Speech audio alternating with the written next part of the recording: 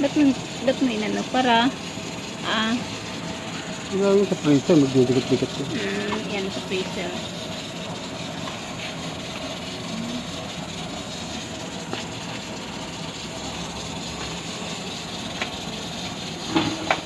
Ano lang timpla mo dyan?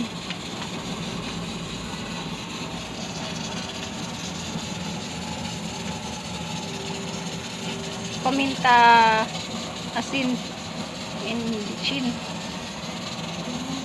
Magkaiba ang timpla nito, Labs. Parehas lang yan.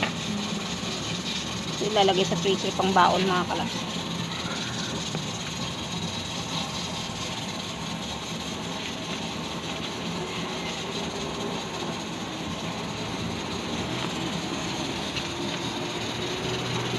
Pang baon na ang Labs ko everyday.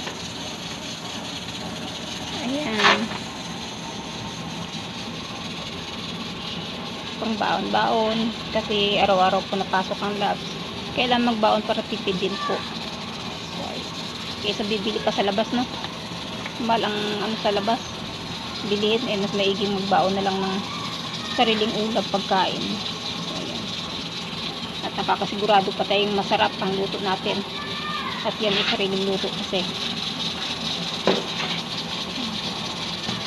Ayan, dito po kami sa kubo.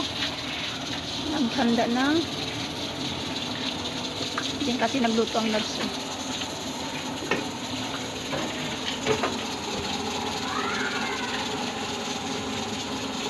Bangus po yan. Pressure cooker.